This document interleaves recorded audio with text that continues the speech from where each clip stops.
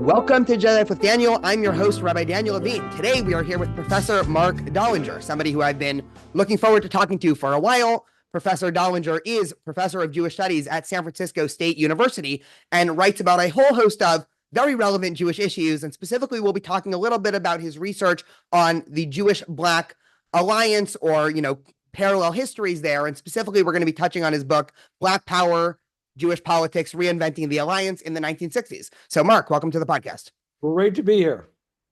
So I want to start, I was telling you, I want to start a little bit specific and narrow, and then we'll sort of open it up for the wider conversation. In terms of my view of the Zionistification of American Judaism, and you can, tell me how good of a grade I would get in one of your classes, there was really two dominant inflection points for Zionism in America. One was post-World War I, 1924, after America's border laws became a lot more harsh. The massive amounts of Jews who were immigrating first from Germany and then eventually from Eastern Europe, the entire 1800s and early 1900s, all of a sudden that was closed. And as anti-Semitism was spiking in Europe, all of a sudden the walls and doors of America were closed. And so that inspired a majority of American Jews who in, pre-World War I, many of them antagonistic towards Zionism, a lot probably just agnostic towards Zionism, that actually caused a lot of synagogues and other Jewish communities to become openly Zionist. Obviously, the Reform movement officially revises its public platform on Zionism a couple years later. But the one that you are more focused on, and probably I think the more interesting one, is what happens in the 1960s. So for somebody that has maybe heard of the 1920s, that seems to be one that everybody's heard of, paint the picture from scratch. Why in the 1960s does American Jewry and Zionism change? Oh, thank you. So let me start with the mythology, and then I'll give my thesis from the book. So the mythology is that American Zionism was philanthropic, what cynics would call checkbook Zionism, because you were a Zionist if you wrote a check to UJA, to support Israel. And then after the 1967 Six-Day War, there was an extraordinary avalanche of support for Zionism amongst American Jews. For example, in 1 hour at New York City luncheon to raise money the week after the war, $1 million was raised. In the year after the war, double the amount of money was raised than the previous year. In the year following that war, 7,500 Jewish college students phoned home to have their parents send them their passport because they got on planes to go to Israel to work so that Israelis would be free to go into service. And all right, so I'm 60. I was born in 1964. So this is kind of like the story of me growing up. When we were growing up in the 70s, in the wake of all this, we were told, isn't this awesome how Jewish American Jews are and how Zionists they are? And we were very proud of our newfound Zionist ideas. And then I went to the archives and started the research on the book. And I was stunned that when I was reading rabbis giving sermons on high holidays, mentioning this new rebirth of Zionism and trying to explain where and how it came. And of course, I knew where it came. It came from us young Jews. It came from all of us who were all enthusiastic about our identities, who were more Jewish than our parents, more Zionists than our parents. And we're very proud. And though these rabbis were like, it was actually from Black Power. Because in the mid-1960s, when the African-American movement for racial equality, leadership became more and more frustrated with white liberals, for whom they considered having limited support for the movement, they went all nationalist. Now, in the African-American community, it was Black nationalism, and it was refracted in a variety of different ways. And these rabbis are like, we could learn from Black Power. We could learn from Black solidarity. We as Jews should emulate what Black Americans are doing, because this will strengthen Zionism among American Jews. So a couple of years ago, I wrote an op-ed. I think this might have been before I read your book, but I wrote an op-ed. It was terribly named, but I don't think it was actually me who named it. I think it was the editor at the forward. So Editors always title exactly. But it was during, it was in 2020 during the Black Lives Matter movement, and the article was called "Zionism is the Jewish Black Lives Matter." And the article was attempting to do two things: one, to talk to the Jewish community about why Black Lives Matter at the time is worthy of support, and talk to progressives and show them how Zionism is not this, dirty, terrible thing, but it's basically, in some sense, a Jewish particularistic movement after a giving up on universalism. I'm curious, now a couple of years after, 2020 and, as definitions of Zionism become more complicated in 2024 and beyond, I mean, I'm curious what you think about that, just in terms of the way that I described it was that at least the sort of mythology and, maybe this aligns with history to some extent of political Zionism is a group that really was all in on liberalism in terms of, really just wanting to assimilate, right? I'm talking about, Jews in the late 1800s in both Western and to some extent Eastern Europe. And basically after emancipation, thinking for, a couple of generations, okay, great. Eventually, as the laws change and as the politics change, eventually Jews will be treated as equal.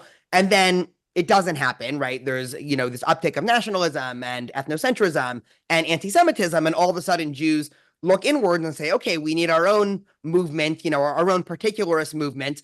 And it's sort of a giving up on universalism. Is what you're describing here sort of the same thing, right? You had this, idea that one day there could be some sort of universalism and, a colorblind society and all of that. And then part of the movement of Black Power, both in the 1960s, some might argue also today, is sort of a rejection of that, the sort of all lives matter approach. Maybe there was a chance for that, in the eyes of, let's say a modern Black Lives Matter activist, but we have sort of, given up on that because it just hasn't worked. And I'm curious how well that thesis holds. Thank you. There's like 17 questions there. So I'll get started anywhere and then just jump in, if you want to go in a different direction. We'll start with universalism versus particularism. And liberalism, I'll just say classical liberalism, this idea that we have a rights-based society where each and every person is given, those rights and they're enforced. I think that's a great ideal. And certainly through American Jewish history and much of Africa, well, certainly the ideal in African American history was going to be civil equality in a white-dominated society. And what happens, of course, with white supremacy over centuries, beginning in slavery and then going, through Reconstruction with mass incarceration, ultimately to today, was the notion that this universalist ideal never applied to people of color, specifically Black people. And in order to, let's say, even achieve universalism, you got to go particular.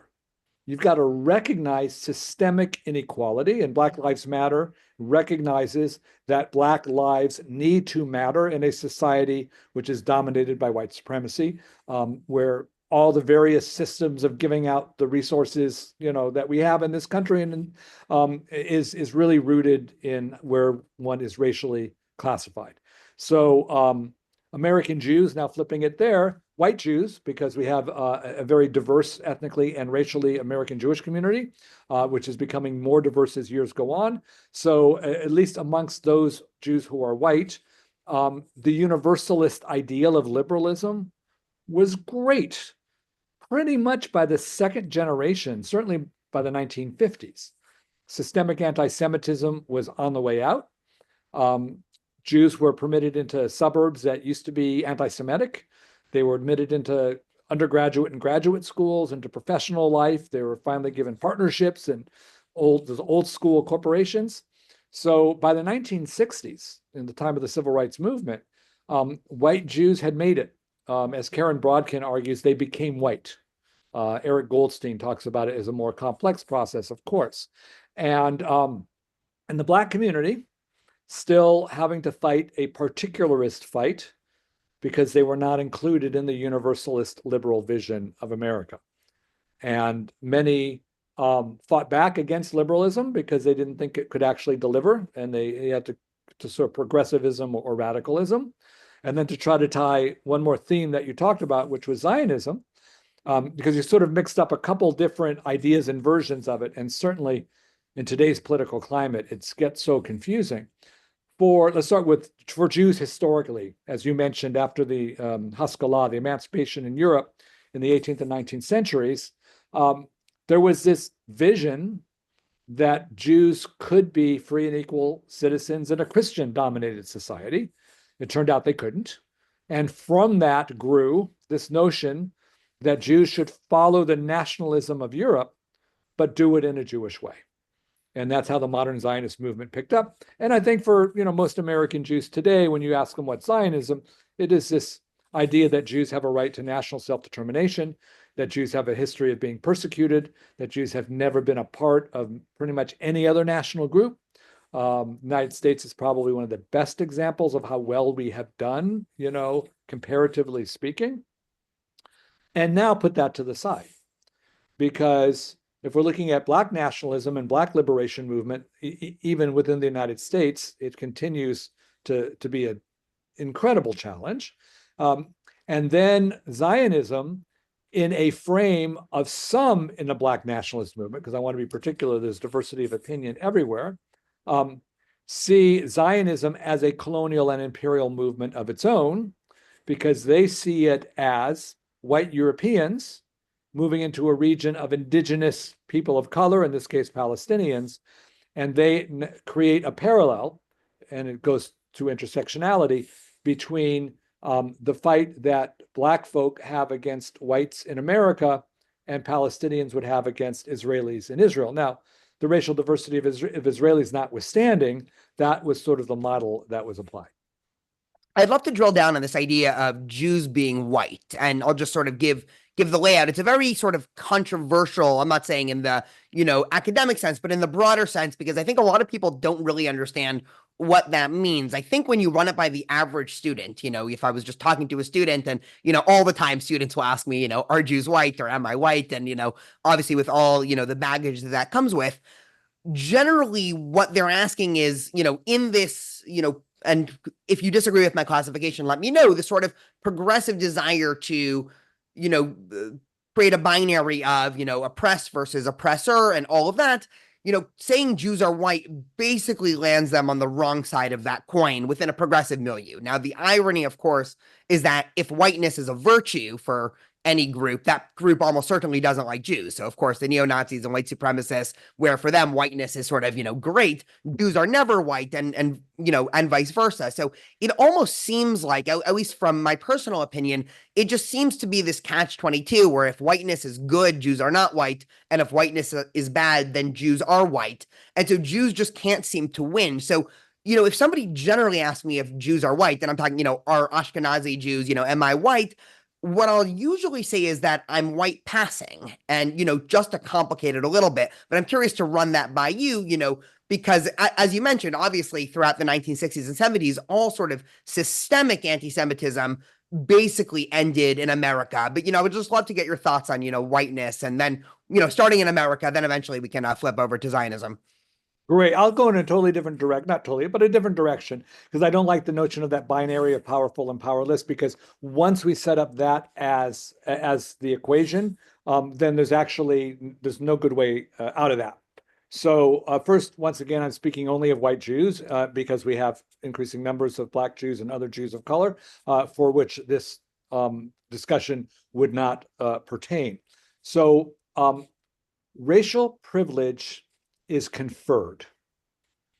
That's the most important point, which is to say, when any person or group is racialized, what privileges come from that categorization is given to them without them trying. So Jews who are white-skinned, what you described as white passing, were not racialized as white in Nazi Germany. You could never say that any Jewish person in Germany was white, because according to Nazi ideology, they were subhuman. And the consequence of not being racialized as white for European Jews was genocide in the Holocaust. I like to start there, because that's generally where most of my Jewish audiences are going when they ask the question, are Jews white? Now, in the United States, up until World War II, white Jews were also not racialized as white. Anti-Semitism was horrible, 20s and 30s, rise of Hitler in Europe, these restrictive housing covenants, no Jews or dogs allowed. Like probably most of your listeners know all of the stories of anti-Semitism. And then what Goldstein and Brodkin argue beginning in the 1950s is that one group of Jews, white-skinned Jews, are now racialized as white and given privilege. This is not to say that a Jewish person born in 1960 is a bad person because they're white. It doesn't mean that they're a bad oppressor because they're white. Yeah. It's not even about moralizing the identity. It's about, I think when people get, taken aback by that statement, it's in some sense, it's denying the anti-Semitism that still exists towards that person. So, I guess I'll just say, just personal example, I grew up in the 90s in an area in San Diego where it was illegal for Jews to buy property until the 60s. So, the area by UCSD was actually Jonas Salk, the founder, just for listeners, the founder of the, discoverer of the polio vaccine. They wanted to give him a professorship in biology at the university. And he basically said, I'm not even allowed to live here. Why would I come? And, that ended up helping changing the zoning laws. But there was still so much, old school, waspy anti-Semitism. I just one memory because there's a bunch. My dad was on the A-Roof committee for our synagogue.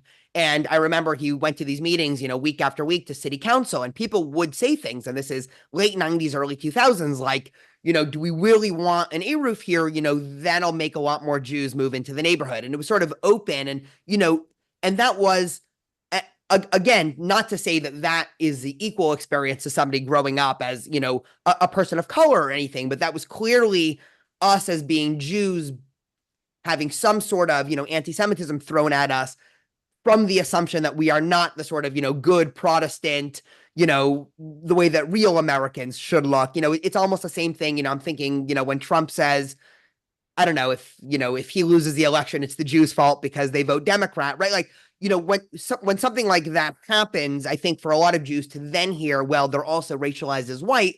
It's like, well, wait a minute, not so fast. I can imagine a lot of people saying, because there are all these times where by dint of being Jewish, right? Trump's not saying all people who believe in, I don't know, Torah from Har Sinai, or, he's clearly not talking about, because most Jews in America, of course, are not, people of deep, at least Orthodox faith. So he's clearly talking about some ethnic categorization of Jews as a voting group there. So I'm just curious to throw that at you, just in terms of this conversation about whiteness. Yeah, so let me bring it back to what we started on. Do Black Lives Matter? The answer is yes. And civil rights movement and white Jewish participation in the movement.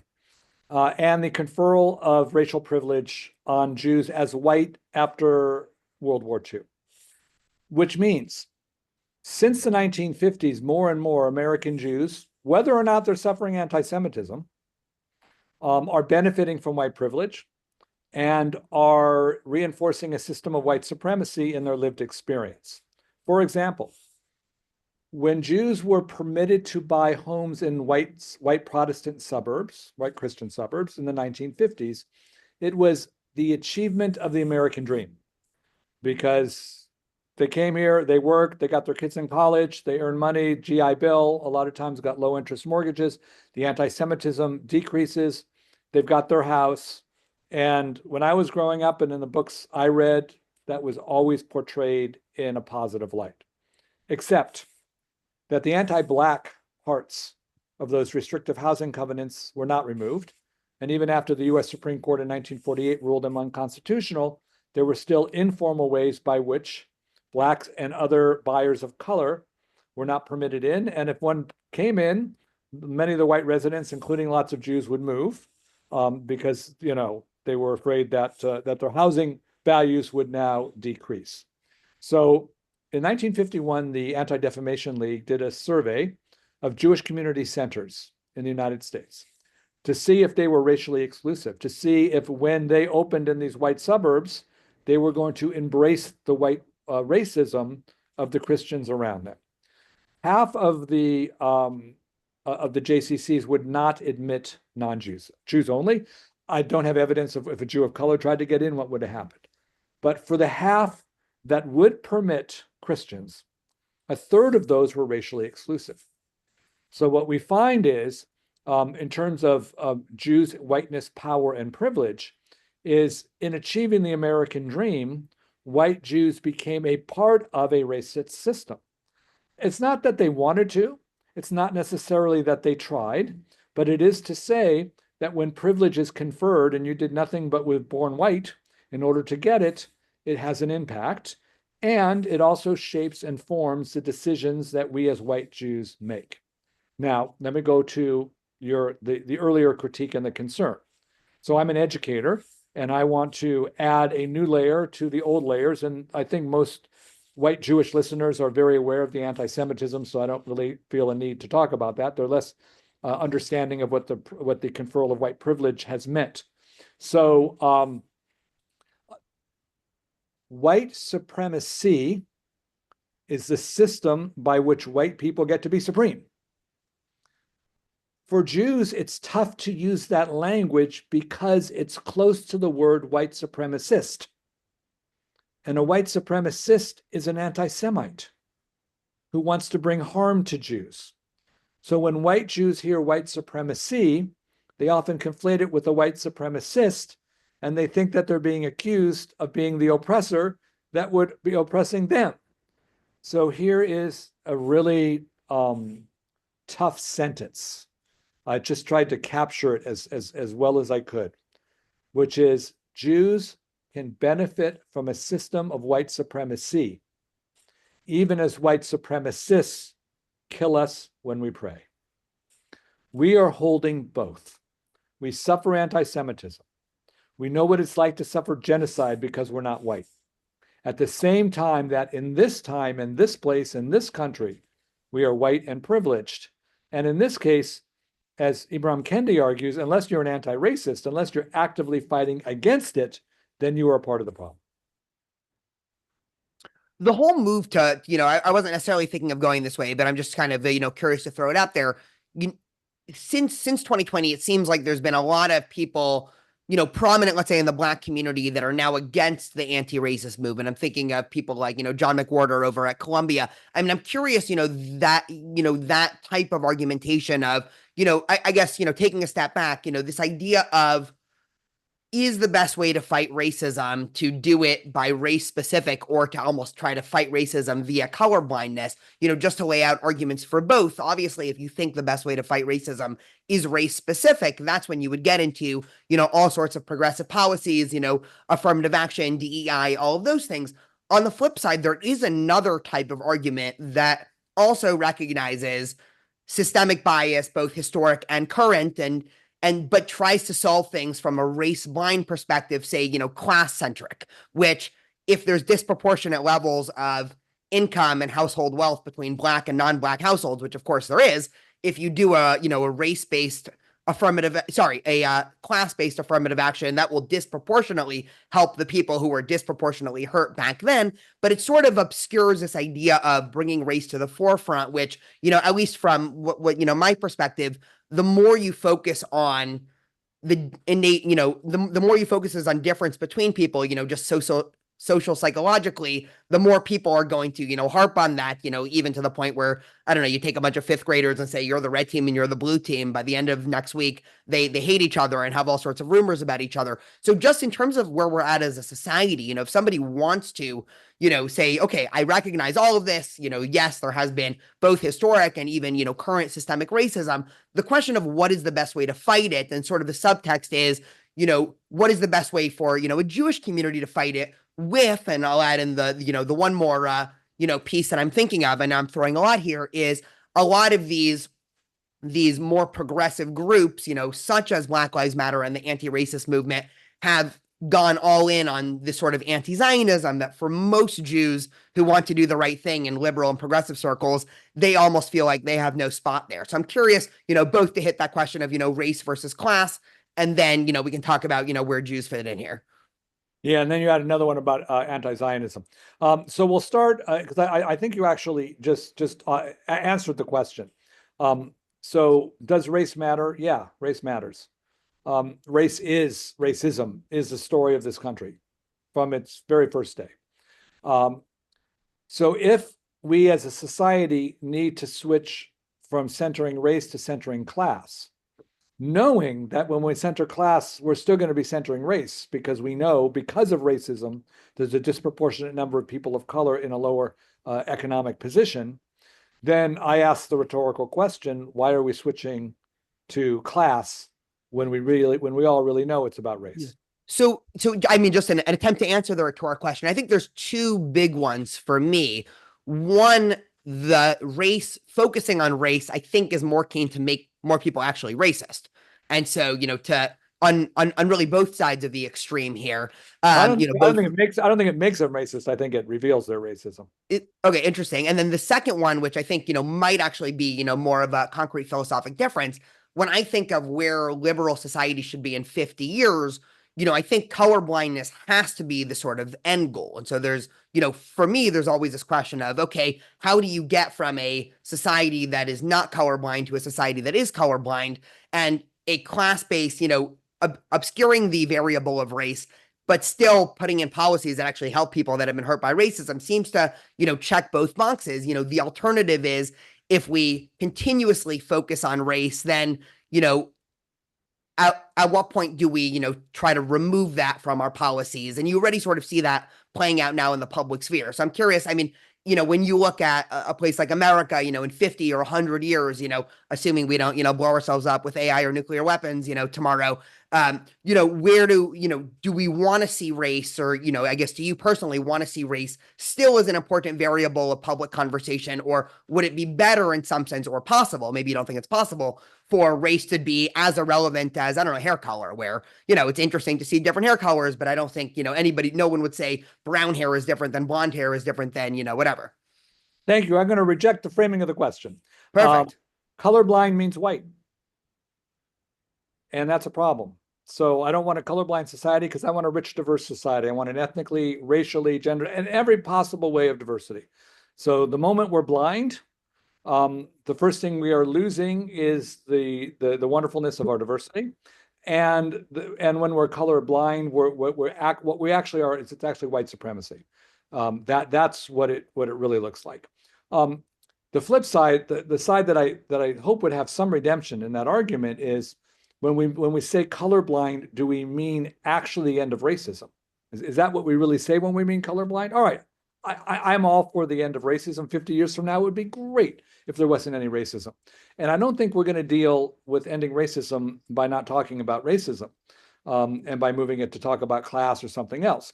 I think what you're pointing out, Rabbi, is that there is a whole lot of political opposition to recognizing racism, recognizing its history, recognizing its continued impact, to the point that there's a lot of reactionary forces out there that are doing all they can do to come up with ways to abandon the cause for racial equality. And I'm against those efforts. Sure.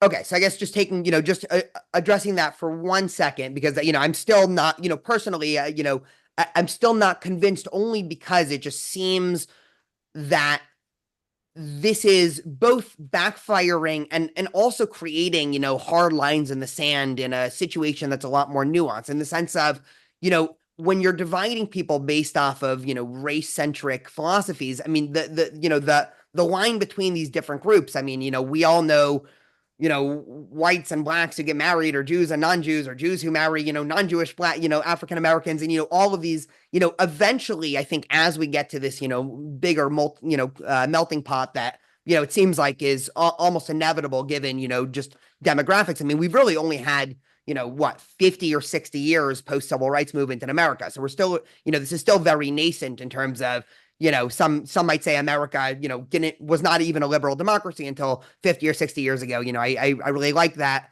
that sentiment, because it's basically true. So we're very much at the beginning here of a country that was not founded, at least explicitly, on, a ethnic background, the same way, say, France was, or other countries in Europe, at the root of nationalism. So it's just a question of, if there is still, racism that's baked into systems, it's possible, and this is sort of, something that just popped into mind, it's possible to have racism within systems without any racists perpetuating that, right? Like if the systems were set up at the outset of our country, or whenever they were set up, the banking systems, housing systems, GI Bill, all of these things that confer generational wealth and that privileges some people and other people, which is undoubtedly true. Even just different policing policies, crack versus cocaine obviously is a big one. Everything there. It's possible to have those systems being perpetuated without any individuals that are actually racist pulling the lever. So If what? Yeah, go for if it. the system is racist, the people benefiting from that are racist by So definition. how does that fit in with the white supremacy, white supremacist distinction, right? If we can be perpetuating white supremacy without being white supremacist, can't we also be perpetuating racism without being racist?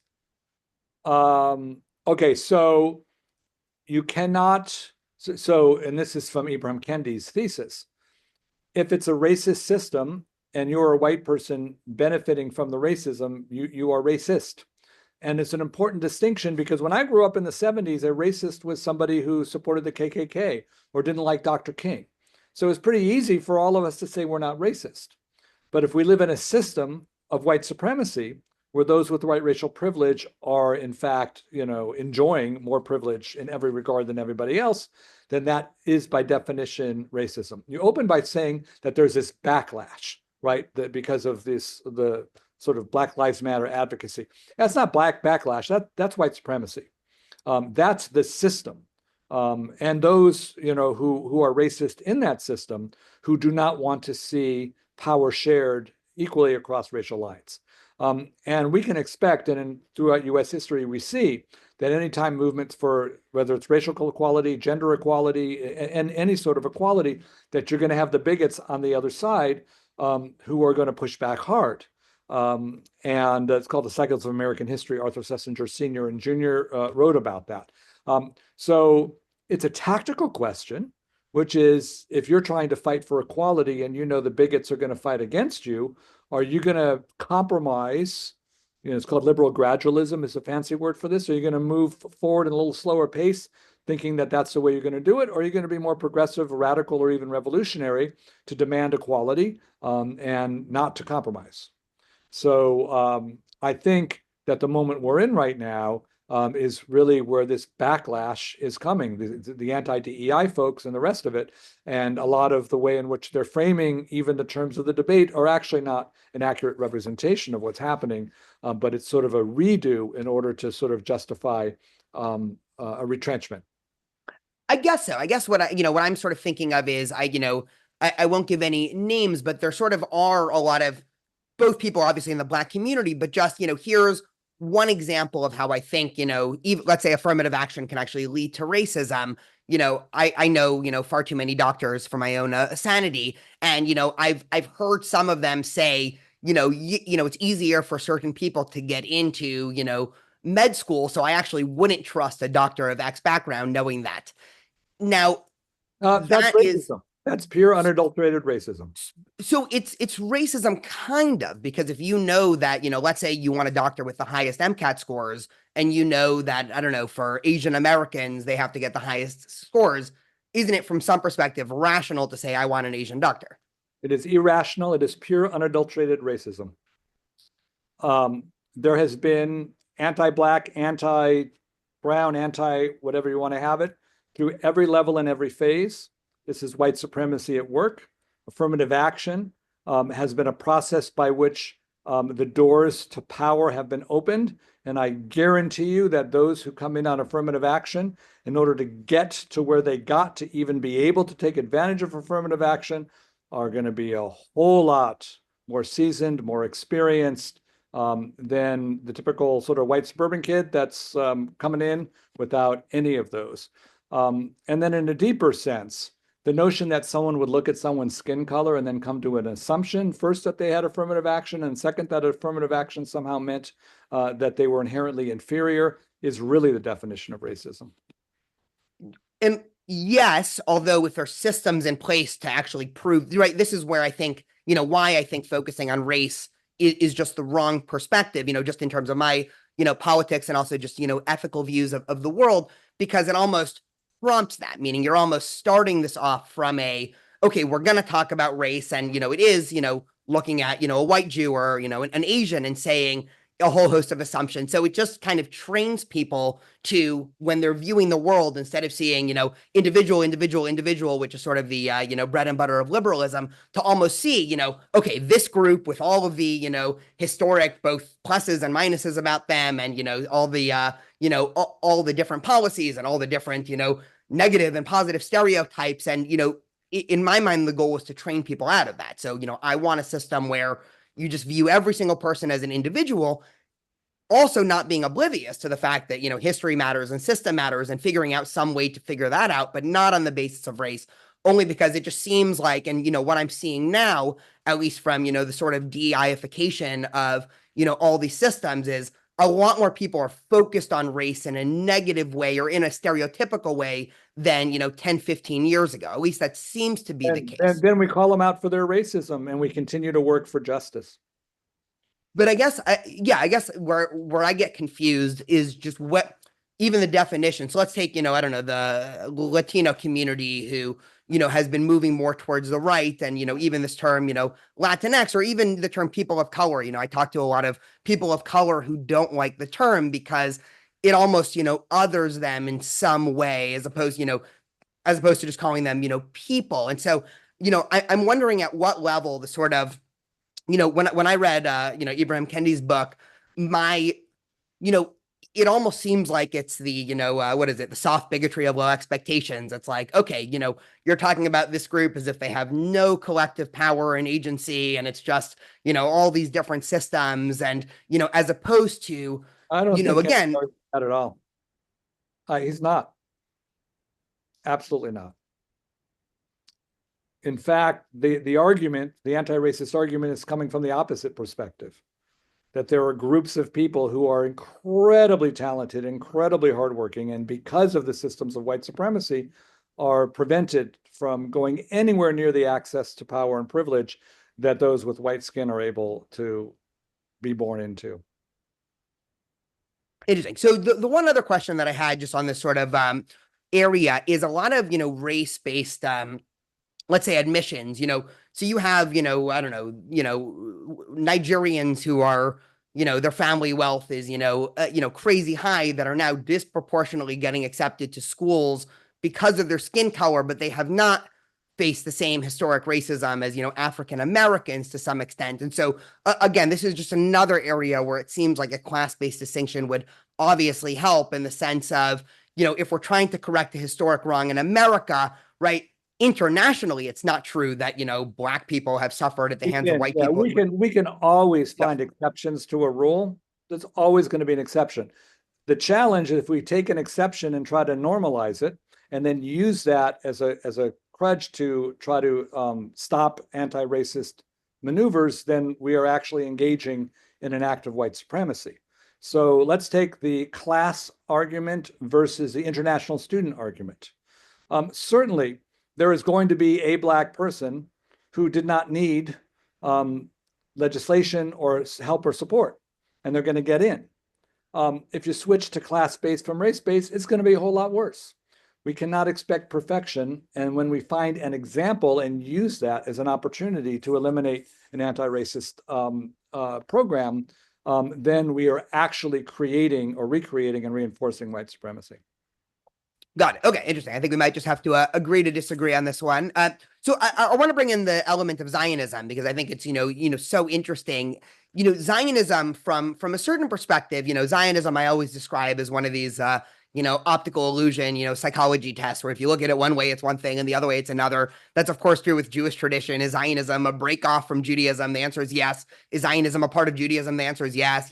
Is Zionism a return? Yes. Is Zionism, an outside group coming in? Yes. So this question of, Zionism as colonialism, the sort of, flip side is Zionism, I think can rightfully also be viewed as a decolonialist or an indigenous movement returning. And you sort of, I can easily see how, both sides are completely talking past each other. But, within progressive spaces, a number of even post October 7th, this was the case, but especially post October 7th. I mean, the number of young Jews I talked to that have sort of, become so disenchanted with, progressive movements. You obviously have, a small number of Jews who have become anti-Zionists.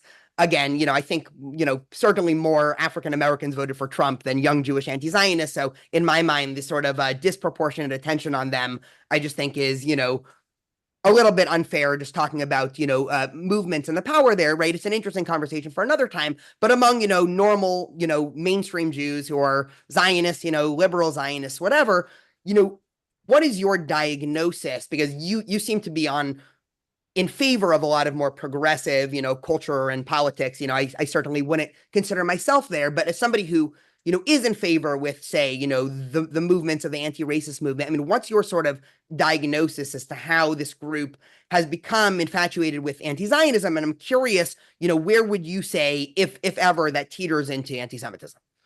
Well, thank you. So I wouldn't call it an infatuation. I think there is a long historic debate amongst many in the left, and this goes back to the 1960s, on what Zionism represents in the left.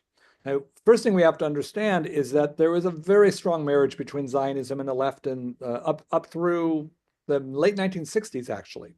I highly recommend to your listeners the Academy Award-winning documentary Berkeley in the 60s, which tells the story of my alma mater undergraduate, UC Berkeley, and the free speech movement in the 60s.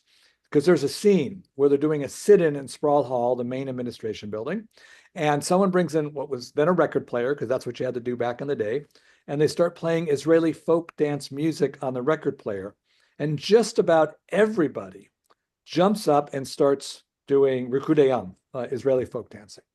And it's astounding how many, first of all, the protesters are Jewish. That may be less surprising to your listeners. But the fact that they were all Zionist, and I think what we would now call progressive or leftist Zionist would have been it. And when I give lectures on the encampments after October 7th, I said, I don't think we're going to have Israeli folk dancing happening inside these encampments. So in the early years of the state of Israel, Israel represented idealistic notions of the left and socialism brought to a national scale, which is very hard to do.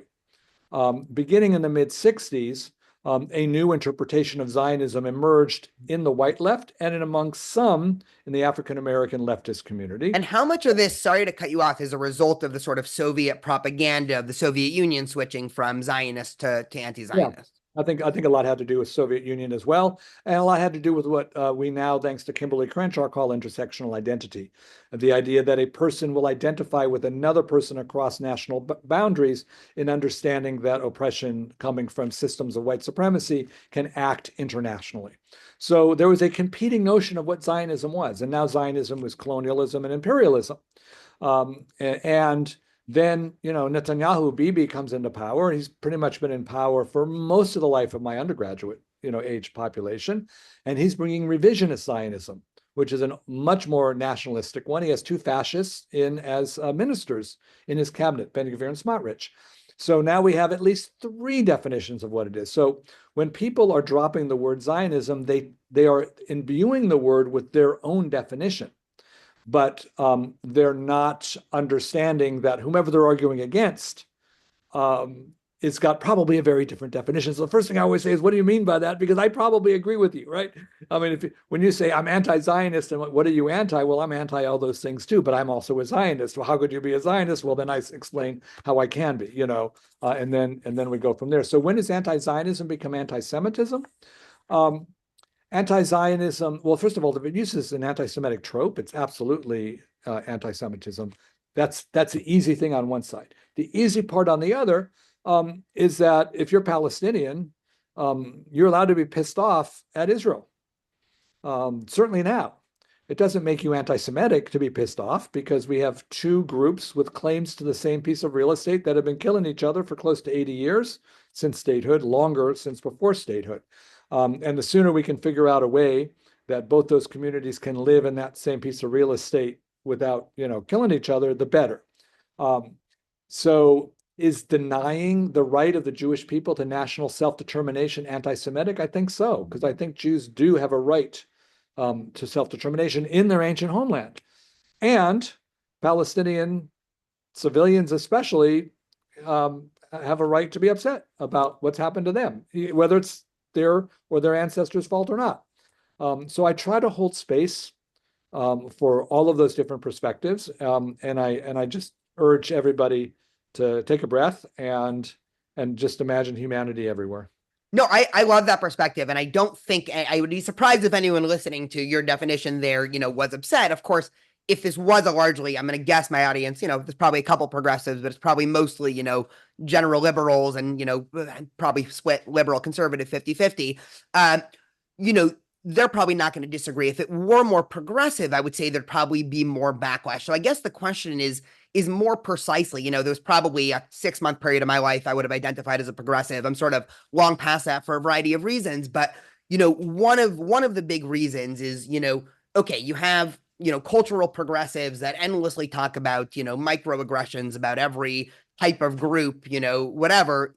And all of a sudden, when it comes to, Zionists being the blood hungry people that have hypnotized the world and are committing genocide, you know, they don't even notice, okay, maybe that's maybe a microaggression, when it's shouted out on campus, at Jewish students that are doing nothing else but existing as Jews. I mean, there's a graduate student that I'm very close with. I obviously won't say their name at UC Irvine, who has never posted publicly, has never done anything publicly with Israel, but they got involved with Hillel 3 years ago. And now basically nobody in their department will talk to them because everybody knows they're affiliated with Hillel, which is affiliated in some way with Israel, which is, Zionist, which is bad. And these are progressive groups that, at least in theory, okay, if you told me the college Republicans have all these stereotypes and are not talking to people, like, okay, fine, I can believe that because, for a whole variety of reasons, but it just seems, almost paradoxical. And this is, my answer is just, the left has always been,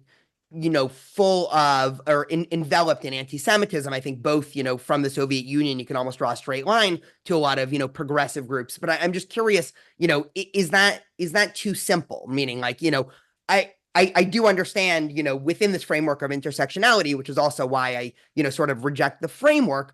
You say, okay, black people being beat by police in America, the same as Palestinians at checkpoints in the West Bank, except it's not. Of course, in Israel, you're dealing with a predominantly Mizrahi, population that ethnically is very similar to the Palestinians. And obviously, the need for checkpoints in the West Bank, whether or not we support it, and occupation is very different undertones than, Jim Crow and all those things. So, I mean, I guess why, when you look at, a 21st century progressive movement, whether it's, an LGBTQ or Black Lives Matter, I mean, why does anti-Zionism feature so prominently? I guess that's more of the question.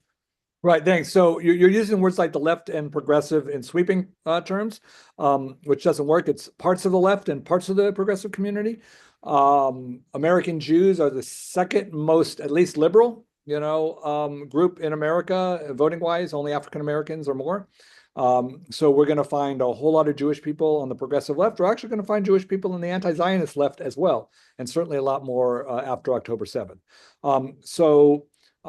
Zionism,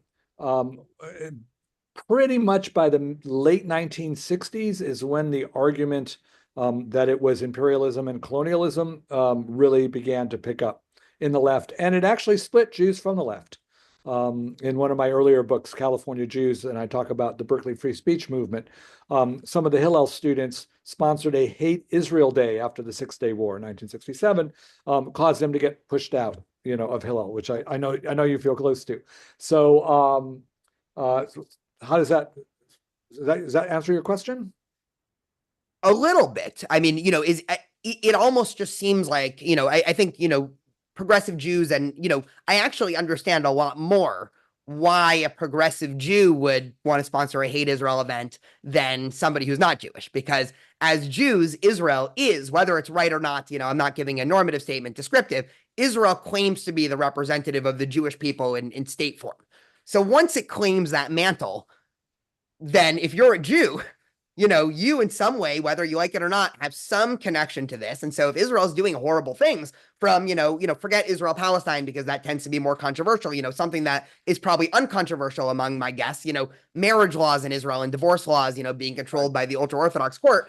Okay, so yes, speak out against that. And, every time the topic comes up, you talk about how crazy it is and blah, blah, blah.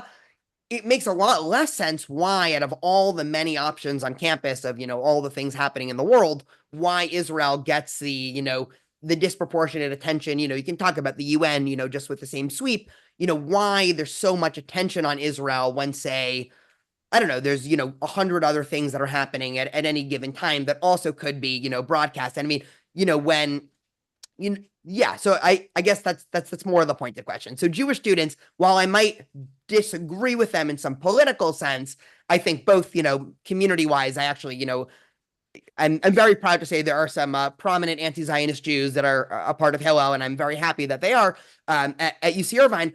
But aside from that, for Jews, it's almost a lot more simple. Like, this is yours, take ownership, whatever that means. If you're not Jewish and you're in a progressive group and you've decided to make, I don't know, half of the platform of the LGBTQ movement of the last couple of years all about fighting Zionism, there it seems a little bit weird, like, fight homophobia and all of those things, which, So I'll say first, like, I don't like the idea of like everybody else does it, so why don't we pay attention to them? Because, as a moral, I try to be a moral Jewish person.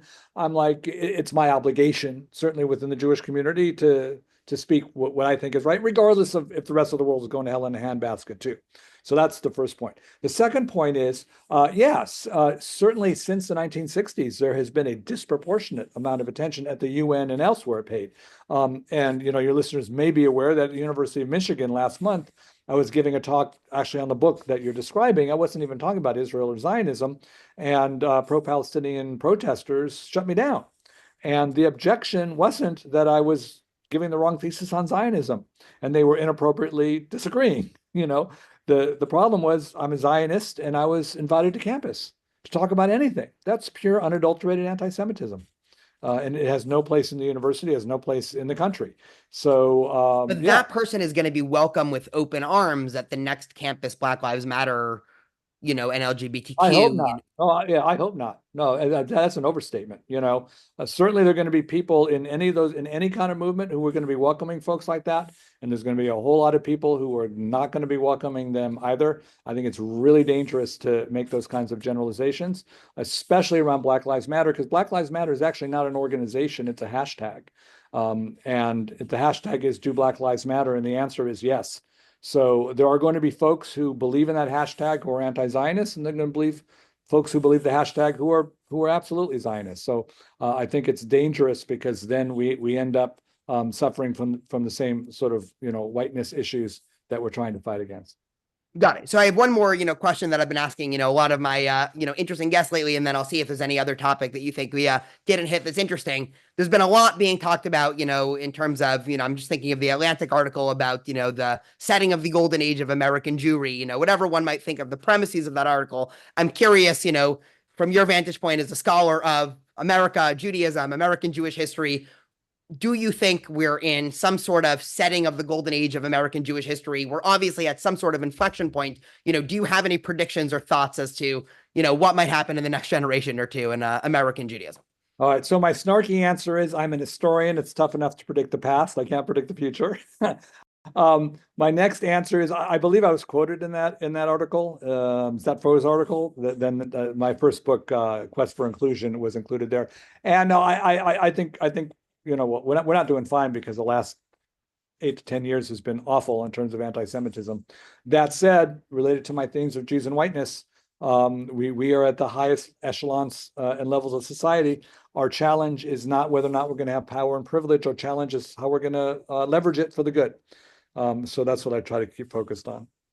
And you think that's true? I mean, I wasn't going to bring up the Michigan incident only because you brought it up. I mean, even when you have, let's say, young Jews right now that are trying to break into academia or medicine or these topics where, okay, if that happens to somebody later in their career, they already have tenure, they're already established, okay, fine, it's a news story and everyone gets to, poo-poo and condemn the protesters for, being anti-Semitic. For a lot of people, in the Jewish community, they feel like there's actually something blocking them. I'm not even going to try to get an academic job in, the social sciences, because I know, there's so much systemic anti-Semitism. I actually also don't think this is the end of the golden age of American Judaism, but just, I know that a lot of my listeners at home are sort of, wanting a follow-up question to that. I have not seen any systemic anti-Semitism preventing Jews in the academy at any level, from undergraduate to university president. We are overrepresented absolutely everywhere. We continue to be overrepresented. And if someone doesn't get a job, I just have to sadly say, when I was on the market, there were 300 applicants for every job, and I didn't get almost every one of them, and it wasn't because I was Jewish. Got it. Fair enough. So, okay, we've been talking for about an hour. I know you're on the East Coast, so it's about 11:30 your time. I'm curious, is there any other topics, either broad or specific, or, any other things that you wanted to address just in terms of, I don't know, just fully open? Nope, I'm good. Thank you.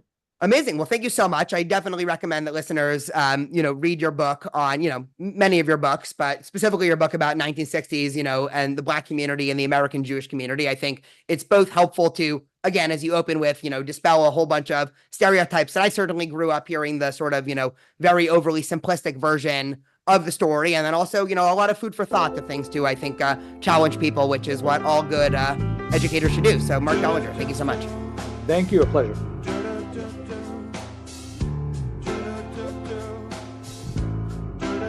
Do